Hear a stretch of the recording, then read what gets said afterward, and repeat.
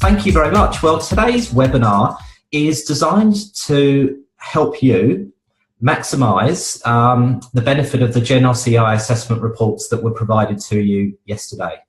And if I just step back slightly from that, a big thank you, first of all, to everybody who kindly gave up time to contribute to the survey that we sent out to you several weeks ago. And this was really born out of a coffee conversation between Genos International, who are a Sydney-based organisation who specialise in the area of workplace resiliency and emotional intelligence and leadership development, and the fantastic team from WorkSafe Tasmania.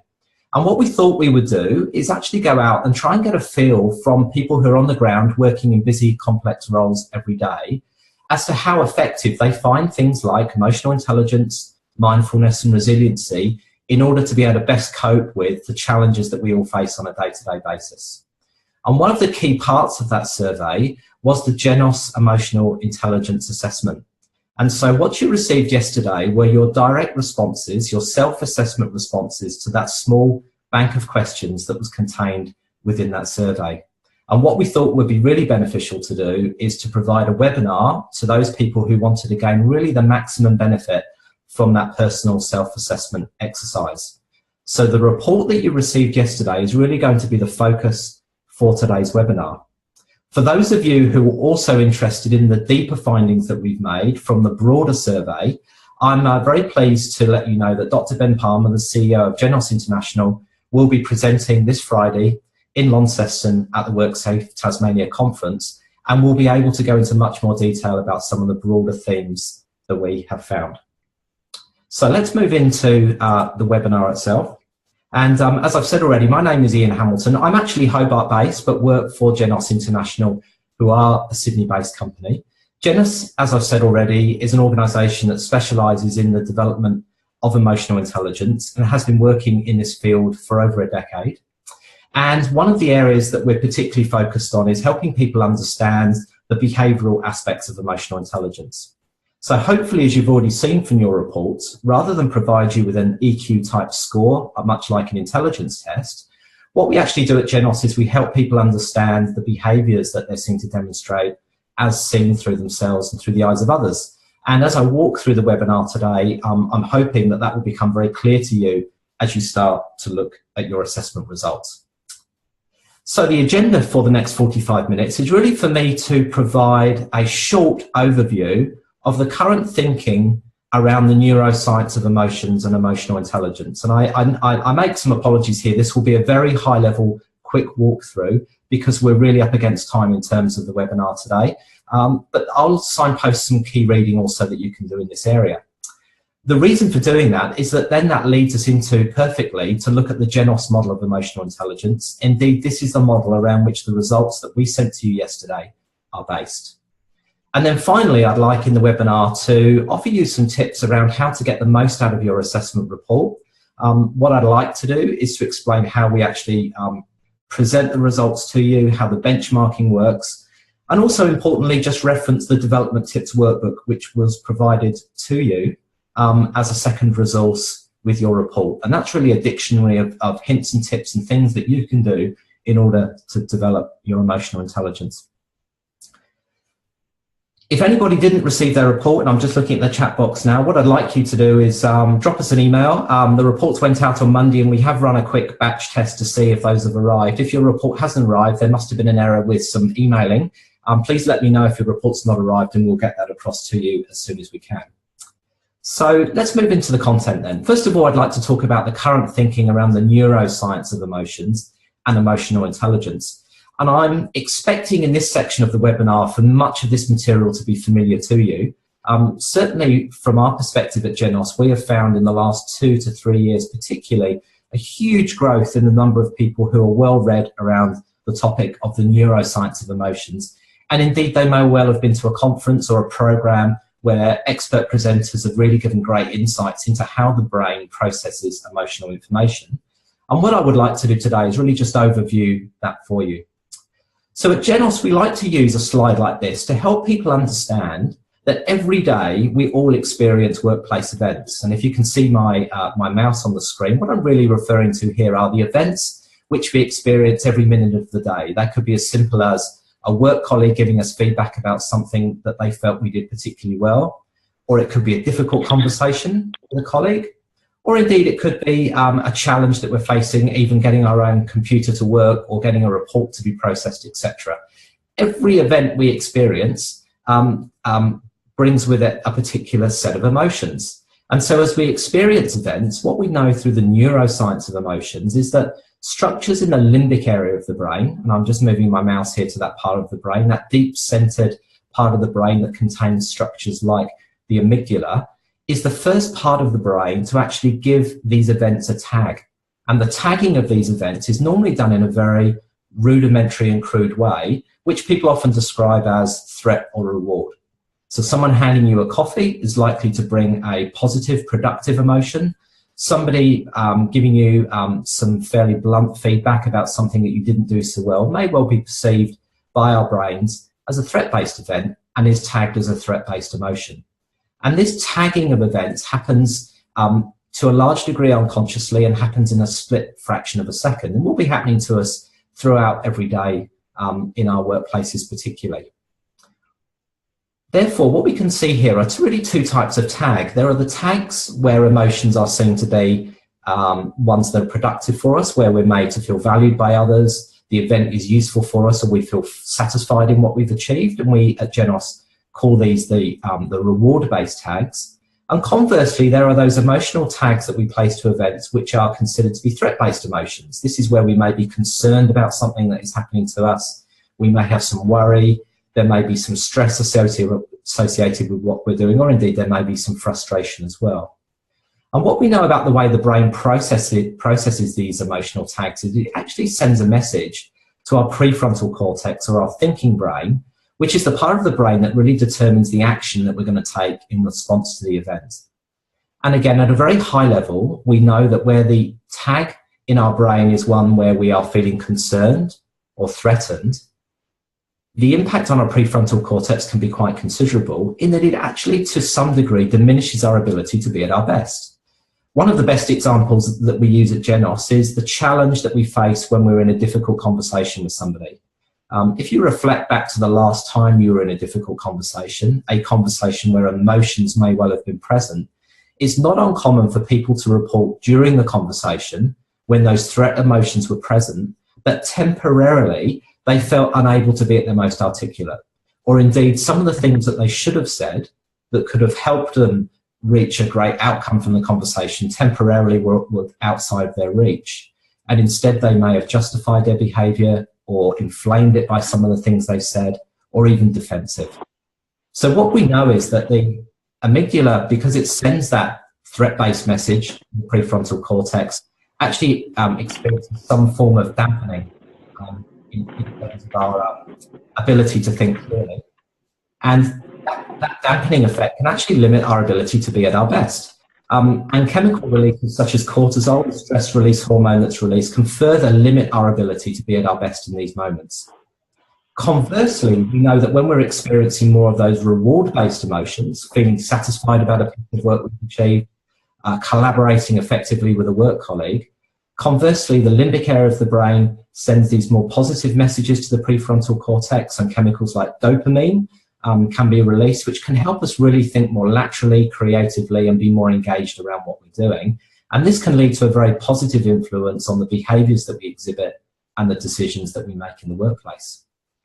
So in summary, what we're really saying here is that people who use emotional intelligence well have a very clear self-awareness about the range of emotions they're experiencing, and can make really intelligent decisions on that basis.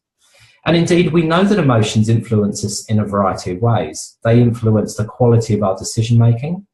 They influence the behaviours that we're seen to demonstrate, as seen through the eyes of others.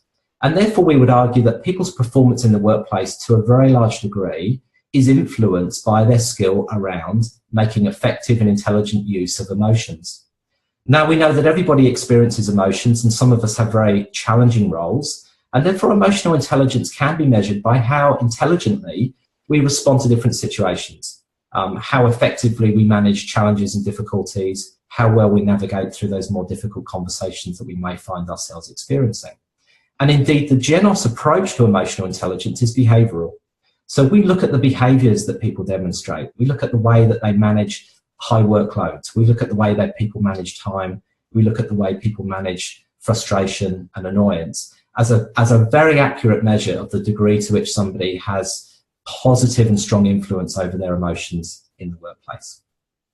The other challenge, of course, is that not all of the emotions that we experience we will be conscious of.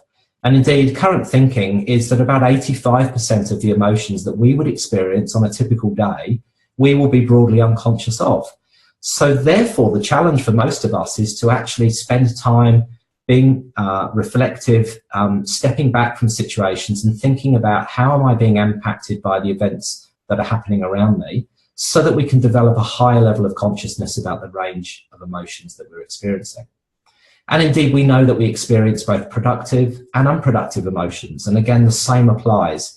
Recognizing those more productive emotions and maximizing the opportunities for us to work from those. That could be maximizing the time we spend with a colleague who brings out the best in us, or maximizing opportunities to do pieces of work that we know bring out the best behaviors in us.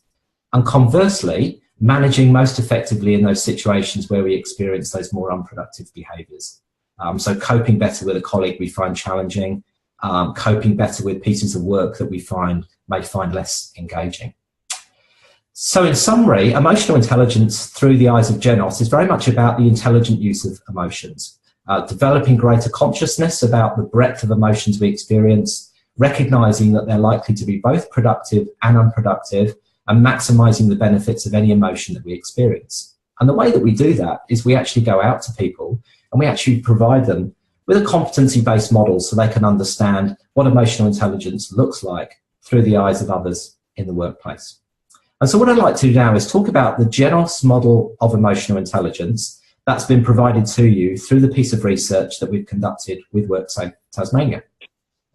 So on the slide in front of you now is the Genos model of emotionally intelligent workplace behaviour.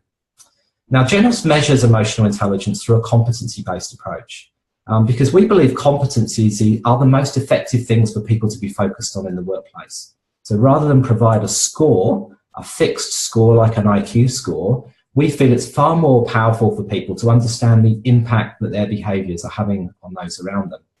Now, the competency-based approach is really based around how people demonstrate observable and measurable behaviour that's based on our underlying abilities to do with emotions. And Genos have 6 distinct competencies that we measure in our model. And what I'd like to do over the next few minutes is just quickly walk you through the definitions of those competencies, because that will help you bring your results alive that were sent to you yesterday.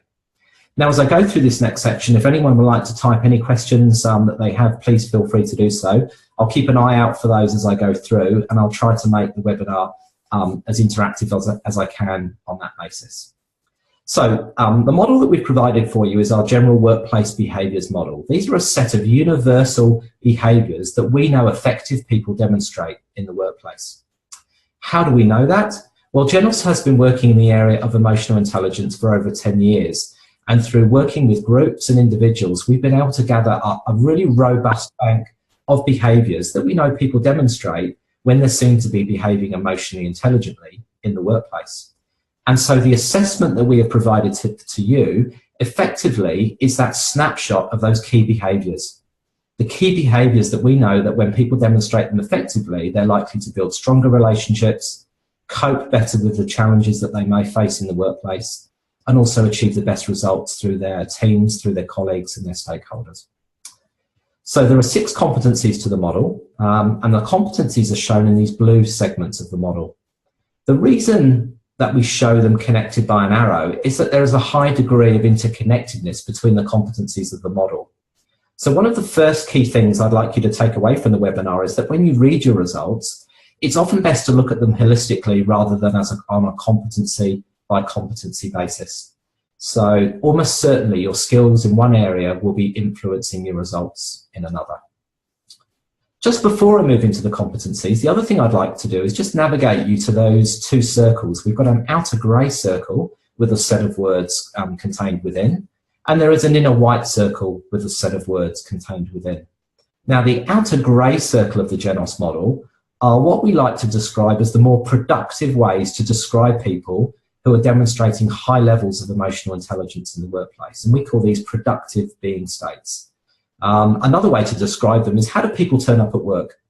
Are they seen through the eyes of others to be more of these productive behaviours? So are they more present, empathetic to others, more genuine in the way that they interact with people, expansive, resilient and empowering?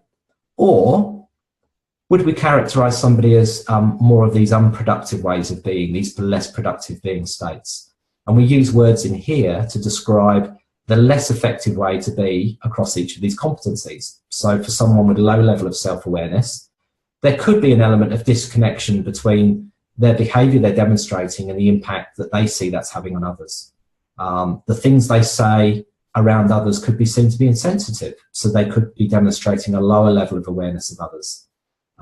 They may fail to deliver on the commitments that they make with people, and they could be seen to be untrustworthy on that basis.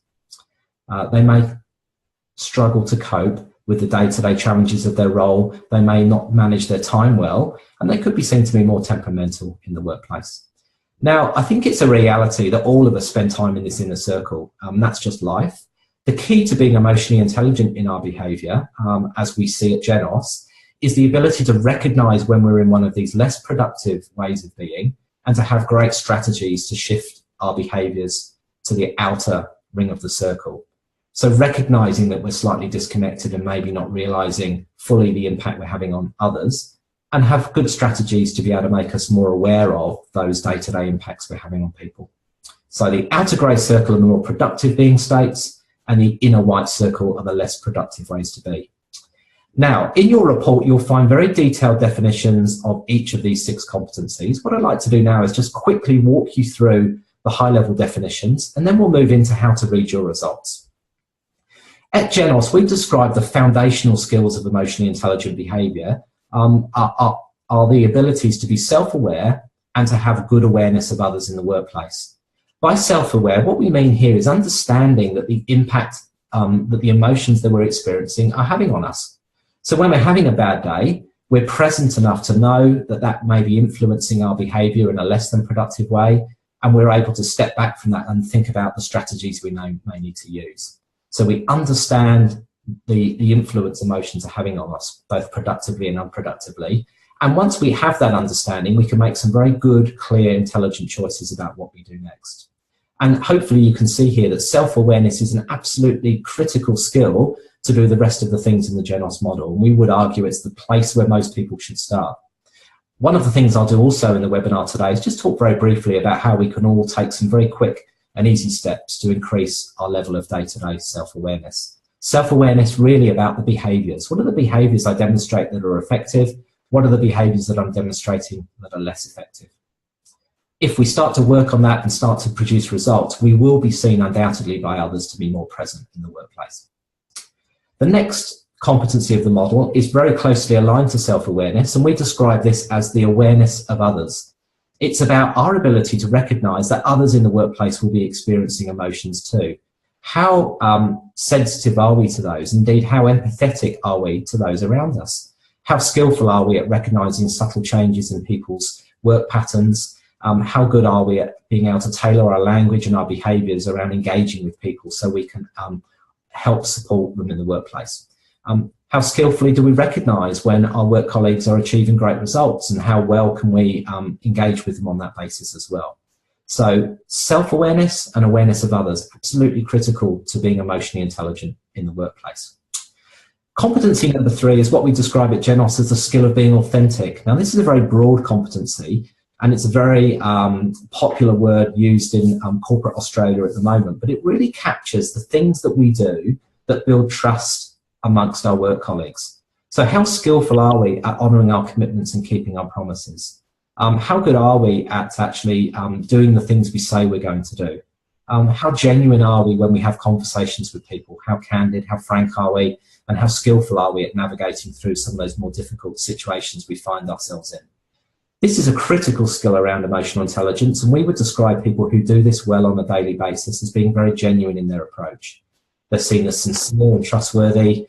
They are very good at valuing the collaboration and the relationships they have with others.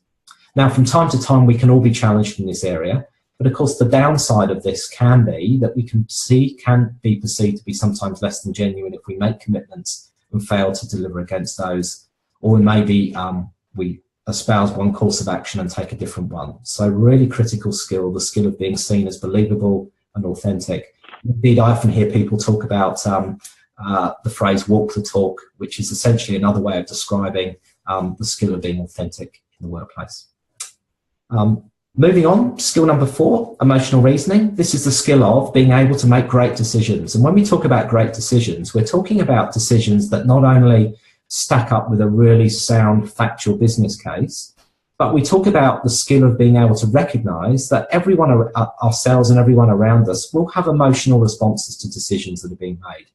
They could be simple decisions such as a work roster, or they could be very large decisions about someone's role. Understanding that people have emotions around decisions is critical to making effective decisions because it can allow us to engage people in that decision-making process. So in the Genos model, we measure how effectively people are seen to consult others in decision-making, recognize that the way that we sell decisions needs to tap into people's emotional needs. And if any of you are experiencing any degree of change in your workplaces, I'm sure you'll be able to connect with this competency very readily. We would describe people skillful at doing this as being expansive in their decision-making approach. And by expansive, what we really mean is the ability to look above the parapet and scan the environment and use all of the information available to us to make the very best decisions. Stakeholder engagement is a critical part of that. So is pulling up a chair and consulting people about how they feel about different courses of action. Competency number 5 of the Genos model, I think, is very self-explanatory and really goes to the heart of the research study that we've been working on with WorkSafe Tasmania. And this is really about how well we and others self-manage ourselves in the workplace. Now, we describe people who demonstrate these behaviours well as to be resilient people. People who manage high workloads, are good at prioritising their work, manage their time well, and also have things that they do every day that they know helps them cope with the rigours of day-to-day life. So, for example, they may be very disciplined around catching up with colleagues and discussing how their work is going, or they may be very disciplined around building physical activity into their working day, or they may be very focused around making sure they manage their environment closely, making sure that it's as conducive as possible to bringing out the best behaviours in them.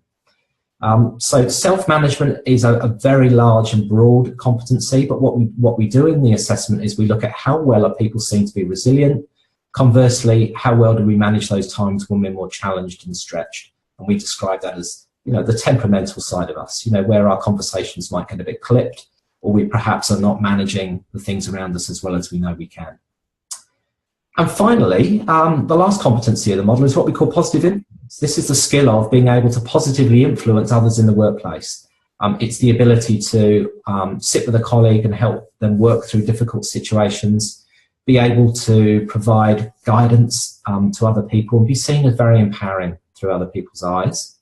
Conversely, if we choose not to do this or we lack the skill, we could be seen to be indifferent to the needs of our colleagues around us. And so the final skill around emotional intelligence through this model is what we call the skill of positive influence. So what I'd like to do now, please keep those questions coming if you have any questions, is look at the Genos assessment to really help you understand how to read your results. So yesterday we sent you 2 documents. The first document are your self-report scores, which are contained in the Genos Emotionally Intelligent Workplace Behaviours Self-Report. These are the responses to the questions that we presented to you in the survey you completed several weeks ago. And the second document that we provided to you is what we call a development tips workbook. This workbook contains tips for all 42 items in the Genos survey and is designed to be a dictionary or a vocabulary of emotional intelligence tools and techniques. And as I move through the webinar, what I'd encourage you to do is to just draw from that workbook based on any of the gaps that you see in your report. So if you've self-reported a low score for any of the items in the survey, one of the things you might choose to do would be to look at the workbook and see if there's anything in there that may stimulate ideas or give you some thoughts around what could I be doing more in this area that could allow me to be more emotionally intelligent in my behaviour. So the two documents are designed to be read together. Part A, the report, is your actual self-report results, and Part B, Development Tips Workbook, is a list of development tips and techniques built from over 10 years of research around what people high in emotional intelligence do in order to demonstrate these effective behaviours. So the measure in the report, as I've said already, is based around a bank of questions around the Genos 6 competency-based model. So the 6 competencies that I've just walked you through are measured through a bank of 42 questions, and that's 7 questions per competency. And these are the 42 items that you will find in the report that we sent to you yesterday.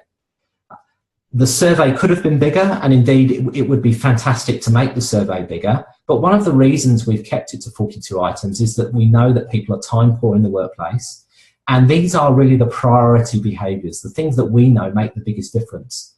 However, in reading your report, please don't feel limited to those items. In many cases, there can be a catalyst for further thought and ideas. I've just received a question there about comparison to others. That's a great question. I'm coming to that in a couple of slides, so perhaps I'll hold that one now and then I'll come to that in a moment.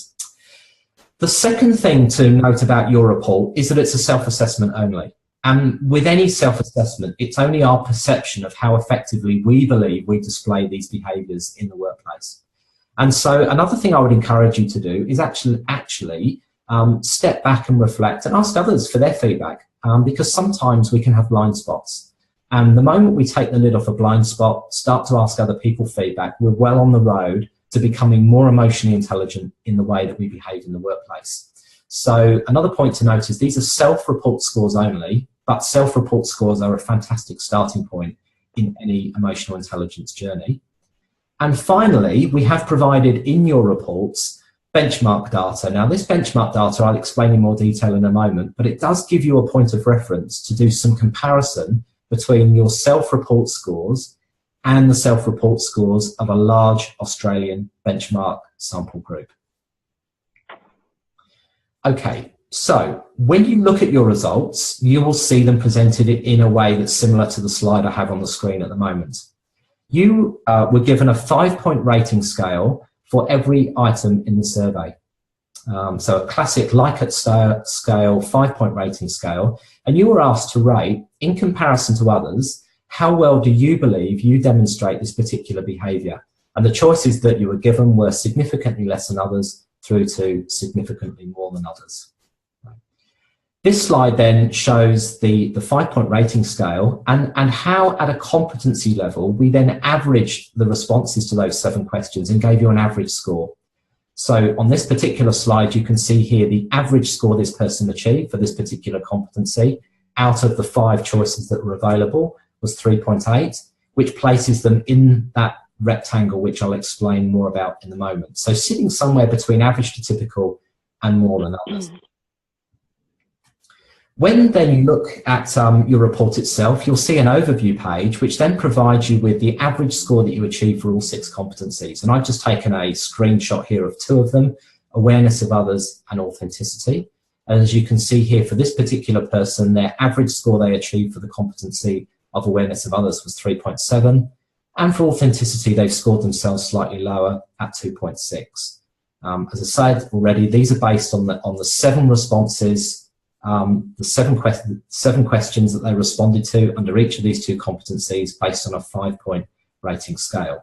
So this overview slide is a really useful one. When you get to this section in your report, it will give you an opportunity to see which of the competencies do I believe I demonstrate most effectively in comparison to others, which of the competencies do I think I'm demonstrating least effectively in comparison to others, and that could again be a really great starting point for moving into thinking about development actions that you may choose to take. Now, I've been asked a direct question about the benchmarks. So you'll see in your report this transparent rectangle. Now that transparent rectangle represents the middle 50% of the Genos norm group. Now the Genos norm group is an Australian norm group based on over 1,000 responses to the self-assessment survey. And when I say the middle 50%, what we're looking at here is the 25th to the 75th percentile. So in effect, if your demonstration score for any of these competencies sits in that rectangle, we would describe your self-report behaviour to be very typical of the non-group, so sitting right bang in the middle of that 50% range. If your demonstration score sits to the left of the rectangle, in effect what you're self-reporting is that you're sitting in our lower quartile or the lower 25%. And if your demonstration score moves all the way through the rectangle and comes out the other side, so sits to the right of the rectangle, the way to read that would be to consider your self-report score to be in our top 25% or the upper quartile. So lower 25%, middle 50%, top 25%. Now this is simply a point of reference, but it does give you a sense of where have other people scored themselves based on self-report against the Genos 42-item survey. Okay. So the Genos benchmark score in the report shows the scores achieved by the middle 50% of the Genos non-group. A question I'm often asked next is, well, who are these people in the non-group? Well, here's a breakdown of the people that we sampled in order to create those benchmarks. So we've got over 1,000 respondents with a minimum age of 18 and a maximum age of 70, with a mean age of 41. A fairly even split between male and female respondents, with a slight increased number of female people in that sample group, with a well spread of education. So we're looking at people from PhD level through to those with an educational attainment level of completion of high school. And I think importantly as well, all 17 industries as measured through the ABS data are represented in that benchmark group.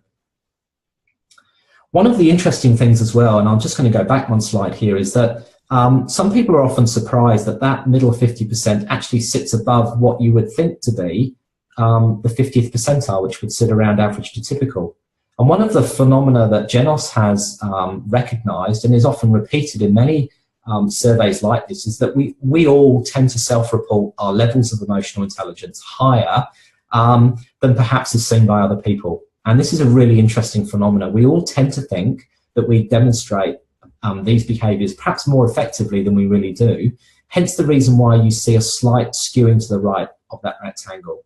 And it would definitely be something for all of us to consider, and why asking for feedback is such a powerful thing to do in the workplace, because there is a tendency for us all to think we're slightly more intelligent than we are, and when we demonstrate these emotionally intelligent behaviours perhaps more skillfully or more frequently than potentially as is seen by others in the workplace. Finally then, let's look at how the results are presented at an item level. So far I've focused on your average scores at a competency level. How were these averages achieved? Well, the average scores were achieved by summing your 7 responses to the items that sit under each of the competencies and working out the average. And so what you're able to do now in your report is drill down in more detail and look at what was the response that I made to every item in the survey, every 42 items in the survey. And so as you can see here from this sample of results, this person believes that their time management is their signature strength. And if there are some development opportunities, it could be the way that they believe they behaviourally respond when being criticised, how effectively this person believes they control their anger at work, and possibly the extent to which they demonstrate self-improvement related behaviours. So these are simply a mirror of your responses to the 7 items that sat under self-management. And again, in your report, you'll see your self-scores for all of the competencies of the Genos model. And again, this is a really powerful way to sit back and say to yourself, okay, I believe I manage my time effectively, but now what do I think I do that helps me achieve that result? I have a perception that I'm a good time manager, but what might other people see me do on a day-to-day basis that may substantiate the fact that I believe I do this to a level that's significantly more than others? And again, if you think about the Genos benchmark, putting me in the top 25% against the Genos non-group. Again, if anyone has any questions, please feel free to type them in the chat box. I'll be very comfortable to answer those as I go through the webinar. So hopefully now you can see there's a richness of data in the report. You've got the competency level scores, you've got the benchmarks where you can measure your self-report score against the scores achieved by your non-group, and you've also got the item level responses that you provided when you completed the survey. As I've said already, the other thing that we provide you is a development tips workbook. So if you're searching for ideas, this is a great place to start. A dictionary of tips and techniques that's been developed over 10 years of experience working with people who are high in emotional intelligence.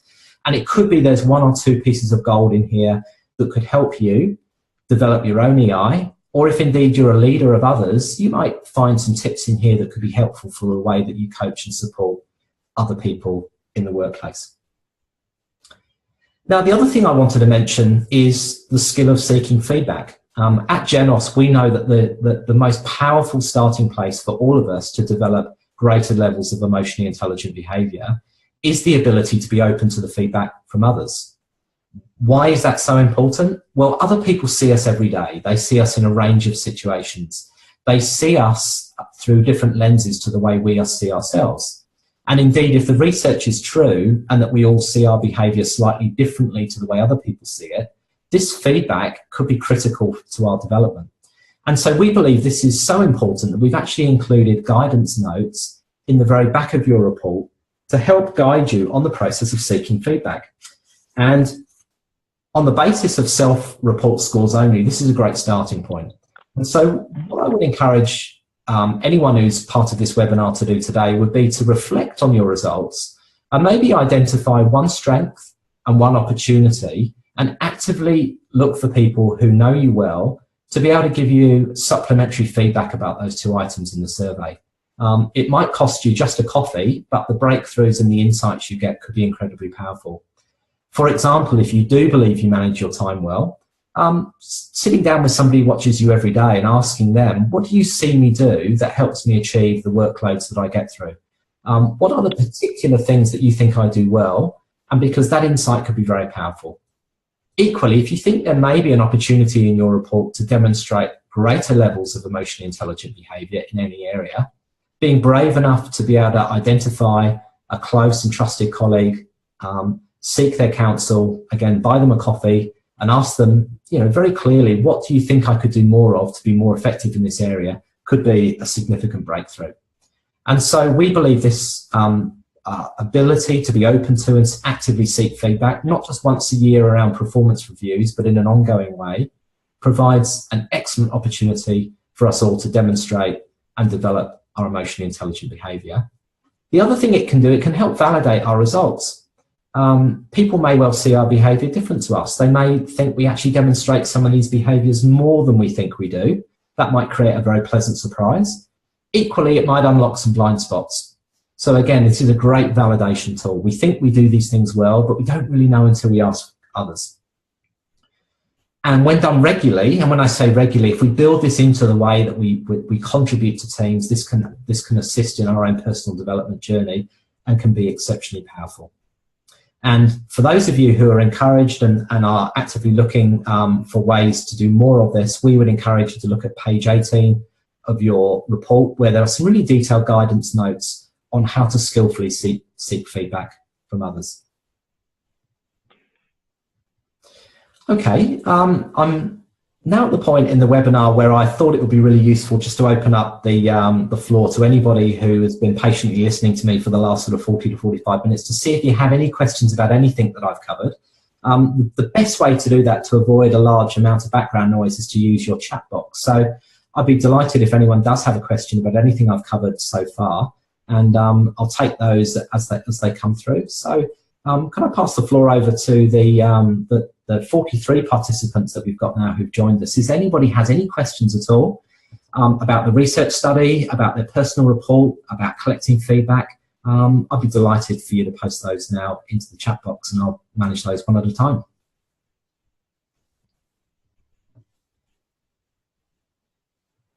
Often it needs one person to get the ball rolling, so if anyone's got a question they're burning to ask, here's a great opportunity.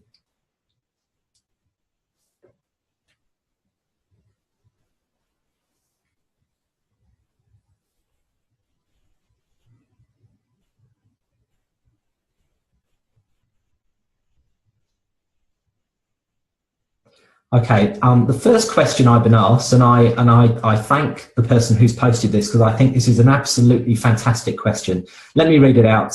What are your thoughts on seeking feedback from somebody you don't necessarily get along with at work? At Genos, we would say, because this is a question we're asked frequently, this is probably one of the most powerful things anyone can do in order to develop stronger relationships and get a really accurate feel for the way that their behaviour is being perceived by others in the workplace. Now, I think it's a reality that in any complex workplace, there will always be people who we have great synergy with. We see the world in a similar way. We think the same, and we generally agree on things. I also think there will always be people, based on the way that their personality perhaps differs to ours or the way they think differently, that may frustrate us. And I can think of people in my career who frustrated me immensely, and I can think of people who I've connected with immensely well as well. So in response to your question, we would always encourage people to actively seek feedback from people who they do not necessarily get on well with. But of course, the skill of doing that is how you position the conversation, the questions you ask, and the intent. And I think if your intent is genuine, that you genuinely want to try and deepen your understanding about why you find this person challenging, perhaps put out on the table some things that you'd like to work towards, you know, working more collaboratively, working more openly, then this could be a very, very powerful thing to do. Indeed, we think it's so powerful that when we invite people to complete our assessments that include feedback from others, we always encourage people not just to pick people you get on well with, but indeed pick people who you don't necessarily see eye to eye with, because these are the people who are almost certainly going to give you the most useful feedback. So what I would say on that in summary is, absolutely, we think it's a powerful thing to do, but we also know that these conversations need to be planned and managed very carefully, and your goals need to be very clear. And your feedback tips in the back of the report will give you some guidance on how to do that. I'm just picking up on that. I'm just reading a question. Can you describe in more detail how one might improve coaching and mentoring skills? That's probably a question that's broader than the capacity I have in this webinar today. But what I would say is that when you're coaching others, coaching people around their behaviour is fundamental. And equally, if you're mentoring somebody, mentoring and role modelling emotionally intelligent behaviour is fundamentally important as well. And I would hope that the Genos assessments that you've been provided give you almost a competency framework for emotionally intelligent behaviour. And that could be a really good starting point in order to narrow the coaching conversation with somebody. And indeed, it could also give you some thoughts around what you might want to be role modelling and mentoring to others. Just looking at the next question, is this action research requiring further collegial sharing within our workplace and team meeting? I may need some deeper level of information about that question, but certainly our intention is that the research study findings are going to be presented later this week at the WorkSafe Tasmania conference, and a high-level summary of those will be made available through Cameron and the WorkSafe team, and I think that could almost certainly form a great opportunity for discussion amongst yourselves and work colleagues around what the research is telling us about how people are coping with workplace stress in the Tasmanian workplace.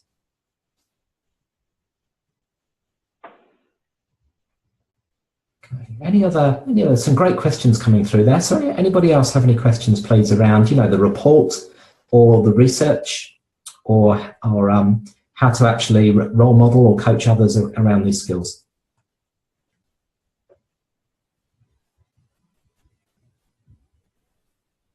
Thanks for the positive feedback as well that's coming through. This is a great forum, I think, to start discussing the power of emotionally intelligent behaviour and the importance of having an awareness about the fact that our behaviours impact others so directly every day.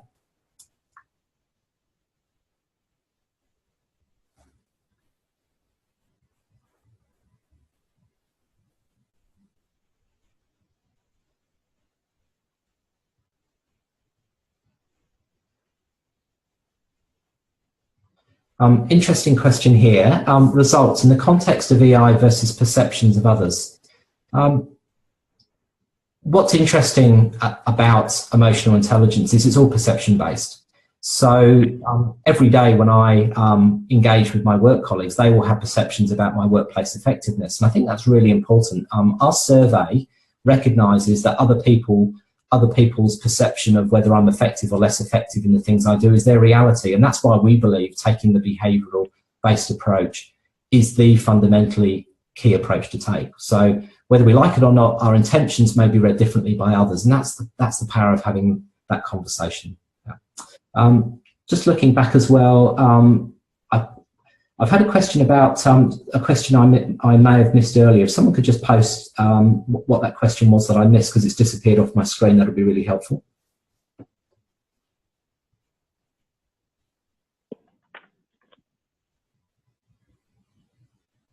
Oh, okay, another great question here. Will the information collected be passed on to managers in the workplace? Missed question. Thank you, that's a great question. I think this is a great discussion point. So when Dr. Ben Palmer presents the findings on Friday, our intention was always that these would be used to inform people in workplaces who are required to make decisions around interventions to help people manage as effectively as they can with their workloads, make great decisions. So what we've tried to do is get a gauge on how effective are things like mindfulness, what are the things that people are doing around their resiliency. And so I think the sharing of this information to managers across Tasmania would be really, really important. And I'll pick that one up with Cameron, and we will discuss that on Friday. And in fact, I think that could well be a useful discussion to even raise with the panel that will be discussing this issue at more depth on Friday. So I'll actually pass that question on, because I think that's a fantastic one. Okay, so any other questions before I bring the webinar to a close?